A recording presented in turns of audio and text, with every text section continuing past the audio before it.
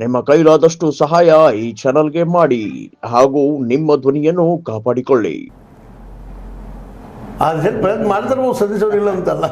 ಆ ದಿಸೆಯಲ್ಲಿ DKಶಿ ಅವರು ಕಂಟ್ರೋಲ್ ಮಾಡೋದು ಇವ್ರು ಆದ್ರೆ ಸರ್ ಬೇಕು ಅಂತ. ಇನ್ನೊಂದಪ್ಪ ಅಂತಂತಂದ್ರೆ ದಕ್ಷಿಣ ಕರ್ನಾಟಕದಲ್ಲಿ ಅಂದ್ರೆ ಆಲ್ಮೋಸ್ಟ್ ಅಲ್ಲಿ ಬೆಂಗಳೂರು ಸೈಡ್ ಅಲ್ಲಿ ನಾವು ನೋಡಿದಾಗ ಅಲ್ಲಿ ಪಕ್ಷ ಮುಖ್ಯ ಆಗುತ್ತೆ. ಯಾಕೆ ಇವತ್ತು ನಾವು ಇನ್ನೊಂದು ಸೂಕ್ಷ್ಮ ಗಮನಿಸಬೇಕಾಗಿದೆ. ಪಕ್ಷ ಮುಖ್ಯವಾದ ಇನ್ನೊಂದು ಮಾತು ಗಮನಿಸಬೇಕಾಗಿದೆ. ಅಲ್ಲಿ ಅಡ್ವರ್ಟೈಸ್ಮೆಂಟ್ಗಳನ್ನ ನೋಡ್ತಾ ಇರ್ತೀನಿ ವಿಶೇಷವಾಗಿ.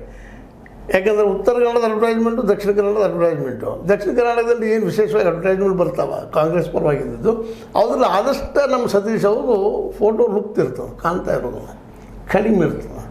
ಅದರ ಅರ್ಥ ಏನಪ್ಪ ಅಂದ್ರೆ ಅಲ್ಲಿ ಅಷ್ಟು ಪ್ರಭಾವಿ ಇಲ್ಲೇನೋ ಅಂತ ಒಂದು ಭಾವನೆ ಬರ್ತದೆ. ಕಾರಣ ಅಂದರೆ ಯಾವುದೇ ಫಂಕ್ಷನ್ ಆದಾಗ ಮೊನ್ನೆ ವಾಲ್ಮೀಕಿ ಇದಾದಾಗ ಒಂದು ಮೂಲೆಯಲ್ಲಿ ಬಂದಿತ್ತು ಸತೀಶ್ ಅವ್ರದ್ದು. ಆ ಸಂದರ್ಭದಲ್ಲಿ DKಶಿ ಇವರು ಜೋರ್ದಾರೆ ಬಂದದ್ದು ನಾವು ಗಮನಿಸಬಹುದು. ಇದು ಸಹಿತ ನಾವು ಅಬ್ಸರ್ವೇಷನ್ ಭಾಳ ಮುಖ್ಯದ ಇಲ್ಲ. ಹೀಗಾಗಿ ಇಲ್ಲಿ ಉತ್ತರ ಕನ್ನಡದಲ್ಲಿ ಅದರಲ್ಲೂ ಬೆಳಗಾವಿ ಸುತ್ತಮುತ್ತ ಯಾವ ಪ್ರಾಬಲ್ಯ ಪಡ್ತಾರೆ ಅಲ್ಲಿ ಪ್ರಾಬಲ್ಯ ಪಡೀಲಿಕ್ಕೆ ಇವರು ಸಾಧ್ಯ ಆಗಿಲ್ಲ ಏನೋ, ಇವ್ರ ಅಭಿಮಾನಿಗಳಲ್ಲಿ ಹುಟ್ಟಿರೋಣ, ಆ ಪ್ರಮಾಣದಲ್ಲಿ ಹುಟ್ಟಬೇಕಾಯ್ತು ಹುಟ್ಟಿರೋಣ ಅನ್ನೋದು ನಾವು ಗೆಸ್ ಮಾಡ್ಬೋದು ಅವ್ರನ್ನ. ಹೀಗಾಗಿ DKಶಿ ಅವರು ಆ ಭಾಗದಲ್ಲಿ ಪ್ರಬಲ ಇರೋದರಿಂದ ಇವರಿಗೆ ಏನಪ್ಪ ಅಂದ್ರೆ ಅನಿವಾರ್ಯ ದೇವೇಗೌಡ ಕುಟುಂಬ ಹೊಸ ಇಟ್ಕೊಂಡು ಹೋಗುವಂಥದ್ದು ಅನಿವಾರ್ಯ ಬಂದಾಗ ಒಂದು ಏನಪ್ಪ ಮುಂದೆ ಅನುಕೂಲ ಆಗಲಿ ಅನ್ನೋದು. ಯಾಕಂದರೆ ಇವರು JDS ಇವರೆಲ್ಲರೂ ಸಂಪರ್ಕಿಸೋದು. ಸರ್ ಇನ್ನೊಂದು ಪ್ರಶ್ನೆ, ಸೌದಿ ಕೈ ಹಿಡಿತಾರ DKಶಿ ಅವರು?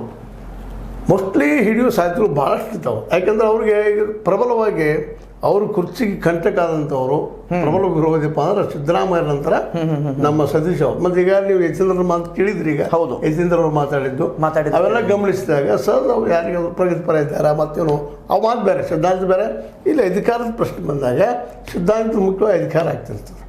ಅದಕ್ಕಾಗಿ ಈ ಅಧಿಕಾರಕ್ಕಾಗಿ ಸತೀಶ್ ಅವರು ಇವರು ನಮ್ಮ ಹಿಡಿಯೋ ಸಲುವಾಗಿ DKಶಿ ಅವರು ಸೌದಿ ಅವ್ರನ್ನ ಮಾತ್ರ ಬೆಂಬಲಿಸಬಹುದು. ಮತ್ತು ಅವ್ರಿಗೆ ಮೋಸ್ಟ್ಲಿ ಮುಂದಿನ ಕ್ಯಾಬಿನೆಟ್ದಲ್ಲಿ ಅವ್ರಿಗೆ ಅವಕಾಶ ಸಿಗ್ತದೆ ಅನ್ನೋದು ಭಾಳಷ್ಟು ರಾಜಕೀಯದ ಅಭಿಪ್ರಾಯ. ಸರ್ ಸೌದಿ ಅವರು ಬಂದರೆ ಬೆಳಗಾವಿಯಲ್ಲಿ ಒಂದು ದೊಡ್ಡ ಕೋಲಾಹಲ ಅಂತ ನೀವು ಅಂತ ಇದ್ದೀರಿ. ಕೋಲಾಹಲ ನಾನು ಹೇಳೋದಿಲ್ಲ ಅದಕ್ಕೆ.